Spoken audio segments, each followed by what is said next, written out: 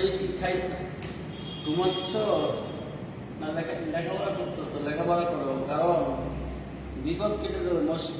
এই বিপদ আর বেশি দিন থাকবে না, হয়তো কোনো এক সময় কেটে যাবে, কিন্তু আর বিপদ না কাটলেও বিপদ এই অবস্থাতে কত কাল আর থাকবে। মনে করো তুমি 6 মাস হইলে, 1 বছর হইলে, 2-1.5 বছর হইলে, ঠিকই তোমার পরীক্ষা কিন্তু চলে আসবে।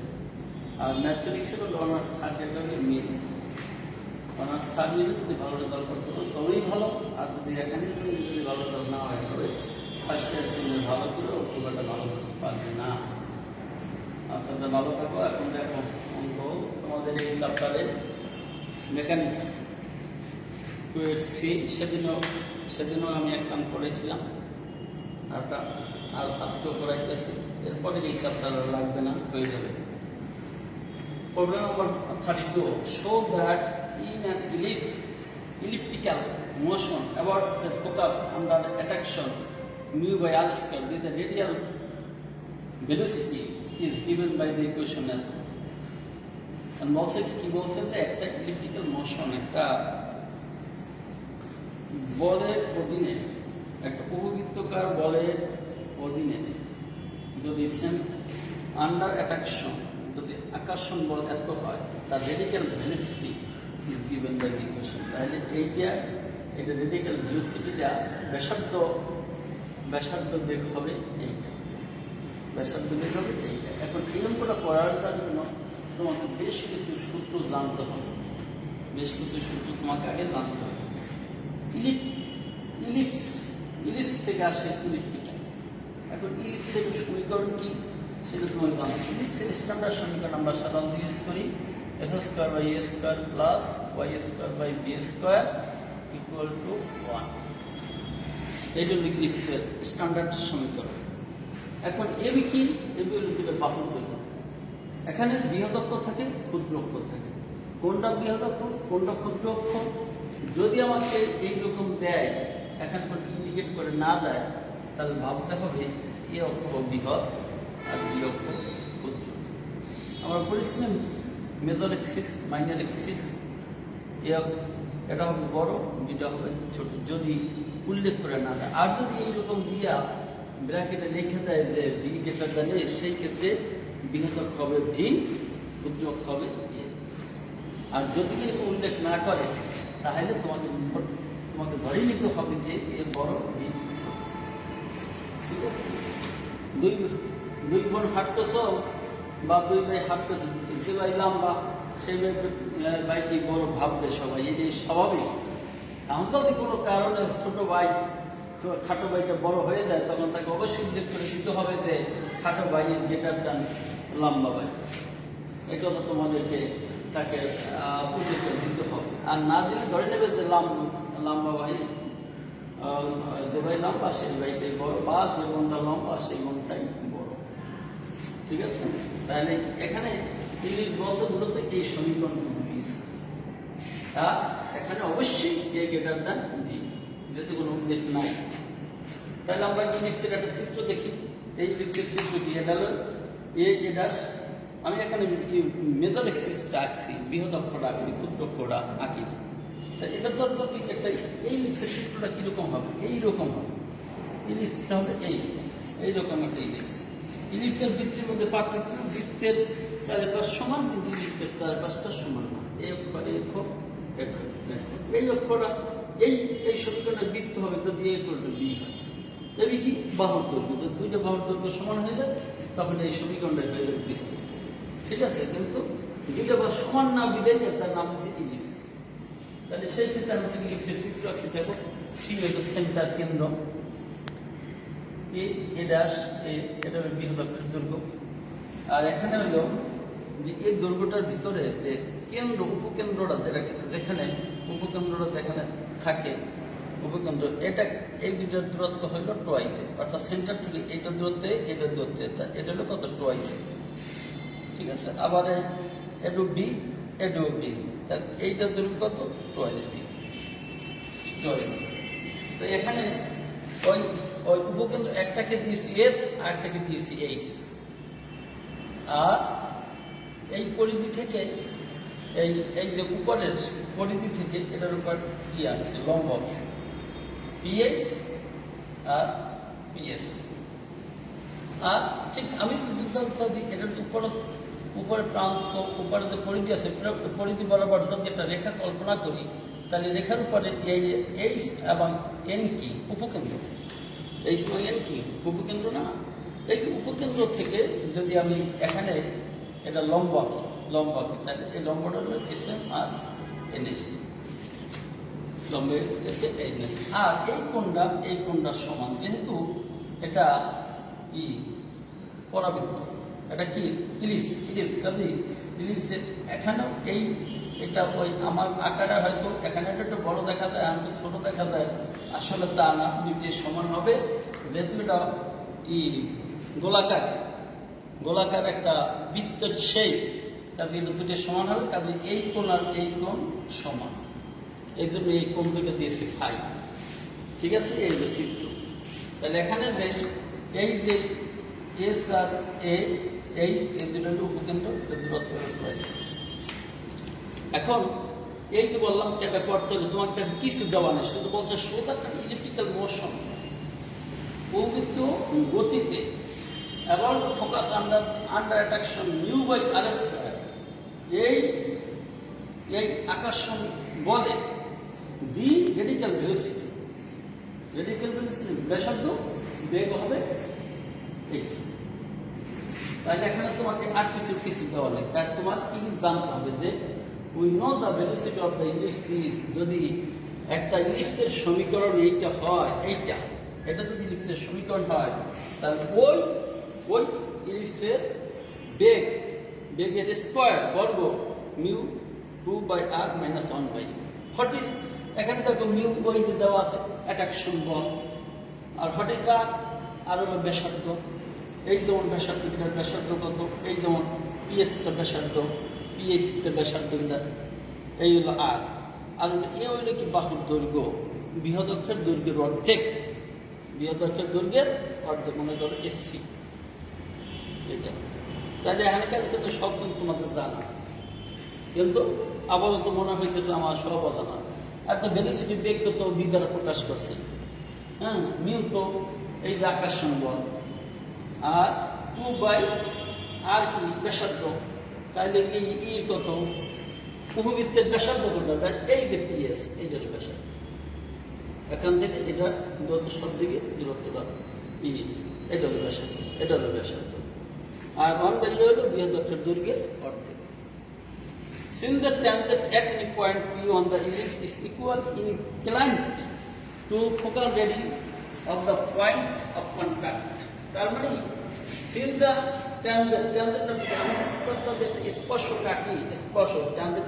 at any point P, এই যে P বিন্দু থেকে যদি আমি স্পর্শক আঁকি ইলিপসের উপরে, P বিন্দু থেকে যদি ইলিপসের উপরে আমি স্পর্শক আঁকি, ঠিক আছে, ইকুয়ালি ইনক্লাইন, তারপর স্পর্শটা কি করবে, প্রত্যেকের কোণ দুটো সমান হবে, ইনক্লাইনমেন্ট আনত থাকবে, যত focal radius of the point of the contact পয়েন্টের সাথে সমান কোণে আনত। অর্থাৎ এই বি বিন্দু থেকে যদি আমি এটা যদি আমি লম্ব আঁকি, তাহলে লম্বটা সমান কোণে আনত হবে, সমান কোণে আনত।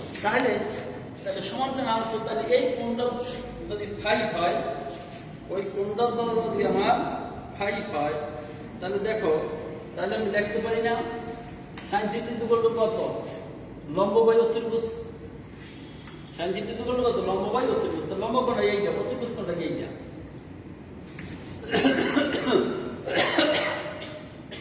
তাহলে কি হলো দেখো, hn বাই ph। ঠিক, যেহেতু এই কোণ আর এই কোণ সমান কোণ, একই কোণ, তাহলে এটাকে আমি লিখতে পারি কি ms বাই ps বা sm বাই ps। যেহেতু এইটা কি একই কোণ, কারণ এইটার অনুপাত আর এইটার অনুপাত একই কথা, তাহলে সেজন্য আমি ইকুয়াল দিয়ে এইটা। তাহলে এখন যদি আমি দুইটা করি স্কোয়ার করি, সাইন স্কোয়ার করি, তাহলে কি এই দুটোর গুণফল হবে না? সাইন স্কোয়ার মানে এটা স্কোয়ার মানে কি সাইন থিটা ইকুয়াল টু এইটা, আবার সাইন থিটা ইকুয়াল টু কোনটা এইটা, তাহলে sine square theta equal to কত, এই দুটোর গুণফল। বাট উই হ্যাভ আমরা ওই যে বললাম বাট উই হ্যাভ, আমরা বৃত্ত থেকে এখন আমি পাইছি sine square phi equal to পাইছি কত H N PH S N PS. এখানে দেখো দুইটা মান আমার এখানে ওই যে এস এন পিএস আর পিএইচ আর পিএস এই দুইটা হলো আর, এটার মান জানা আছে, but I do not know what the এইটার মান হলো আর, এটা হলো বেশ, এটা হলো আর, কিন্তু আমি এস এন এবং এইচ এন এর তোর মান জানি না। এখন সেই মান আমাকে কি করতে হবে, বাড়ি নিতে হবে। সেজন্য দেখো মানে এই নিচের দুইটার মান জানি, এটা তো ব্যাসার্ধ, এটা তো ব্যাসার্ধ। তাহলে দেখো এখন কি হয়েছে, but we have H N into S N. H N করলে দেখো এইচ এন তাহলে এইটা এইচ এন ইন্টু কি এস এন, এটা কি লম্ব। এই যে আমি যে ব্যাসার্ধ রাখছি, এই যে পরবৃত্তটা যদি আঁকি, তাই এটা কি এ, আর এটা কি বি, এইটা কি বি না, তাহলে এটা উপর থেকে কি লম্ব না, ই না, এই যে এটা থেকে লম্ব আঁকলে এই দূরত্বটাও কি বি, এই দূরত্বটাও কি বি, কারণ এর যদি বি হয় এটাও তো বি, ঠিক আছে। সেজন্য H N into S N equal to B into B সমান বি স্কয়ার। আচ্ছা, এইচ এন এস এন এর মান করলে এখন পিএইচ আর পিএস। পিএস দেখো পিএস কোনটা, এই পিএস প্লাস এটা পরে দেই PS plus PH equal to two I. PS plus PH equal to কত, টু আই। এই যে এই দূরত্বটা কি, এতটুকু কি, এই উপর দিকে ছিল বি, আর এইটা কি এ, এইটা কি এ, এইটা কি, এটা হলো বি, এইটা হলো বি, ঠিক আছে। এইটা হলো বি, এইটা হলো বি, আর তোমার এই কোনটা বি হলো, তাহলে এইটা হলো এ আর এইটা হলো এ। দেখো এইটা হলো এ, এইটা হলো পিএস, এইটা পিএস প্লাস পিএইচ, এইটা, তাহলে এই দুটো কত এ, এইটাও এইটাও দুইটা তো করলে কত, টুয়াইস। তাহলে পিএইচ ইকুয়াল টু লিখতে পারি তো টুয়াইস মাইনাস পিএস, ঠিক আছে।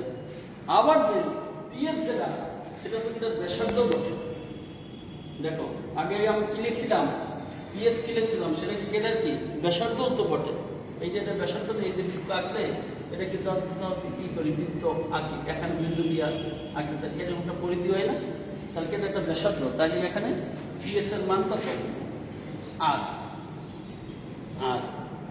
না পিএস এর মান কত, আর তাই আমি পিএইচ এর মান পাইলাম টুয়াইস মাইনাস আর। এখন সো ফলন টু উই ক্যান রাইট 2 নম্বর সমীকরণটা, 2 নম্বর সমীকরণ দেওয়া ছিল এই যে না, এইটা এখন দেখো এইচ এন এস এন এর মান কত, বি স্কয়ার, আর এখানে পিএইচ এর মান হলো, পিএইচ এর মান পাইছি এইটা, আর পিএস কত দেওয়া আছে আর, পিএস কত দেওয়া আছে আর, তাহলে আমরা লিখতে পারি আর ইন্টু টুয়াইস মাইনাস আর। জাস্ট মান বসেছি, এই মানগুলো বসেছি। দেখো এইচ এন এস এন এর মান হলো বি স্কয়ার, আর এখানে পিএস এর মান আর পিএইচ আমার কত ছিল, সেইটার মান টুয়াইস মাইনাস আর,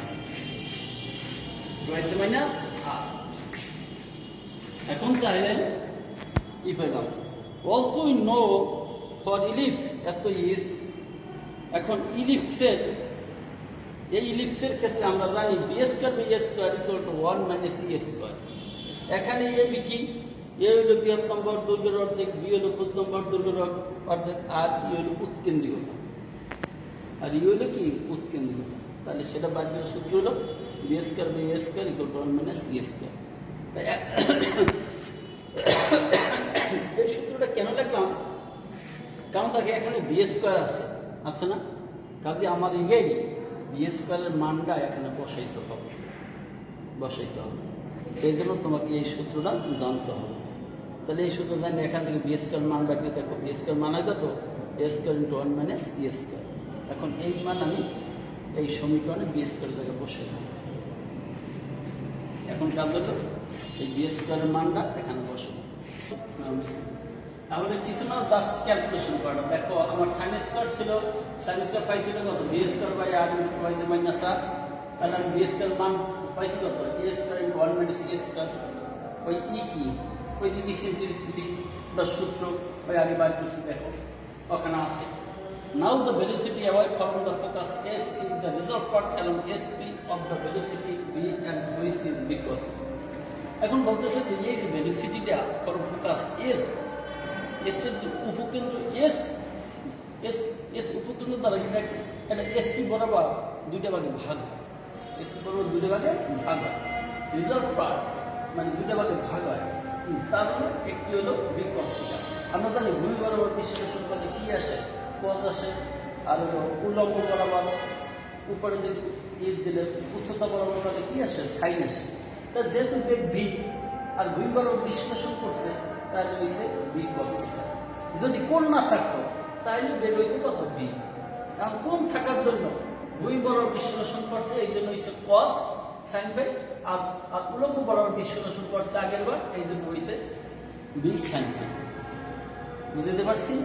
আগের বার প্রথমে শুরুটা হয়েছে আমার উলম্ব বরাবর দিয়ে সেই জন্য সাইন এসছে কোণ, আর ভূমি বরাবর বিশ্লেষণ করলে কোণ আসে কস। কেন আসে? কারণ কস থিটা করলো কত 2/3।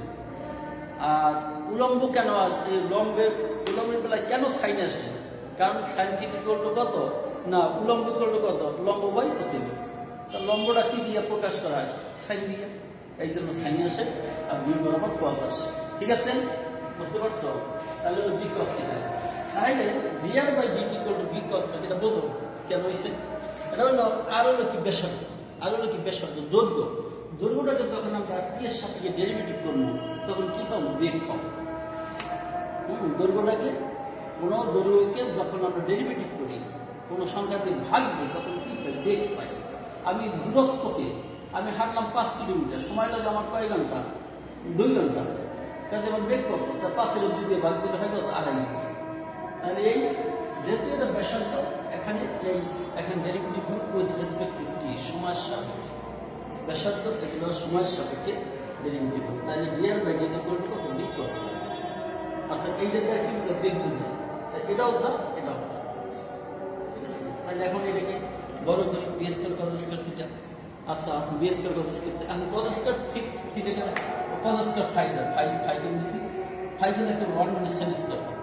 এখন বি স্কয়ারের মান তো ওই তো আমরা আগেই পাইছি, আমরা জানি ওই যে বি ইলিপসের ক্ষেত্রে বেগের সূত্র বি স্কয়ার মান কত দিয়ে বসাইছি।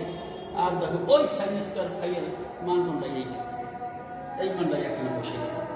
বসাই এখন জাস্ট ক্যালকুলেশন করবো, লসাগু করলাম ক্যালকুলেশন করলাম। দেখো জাস্ট এখন এটি ক্যালকুলেশন, লসাগু করো কি করো, এটা কিন্তু নিউ, এটা কিন্তু কাটতো না।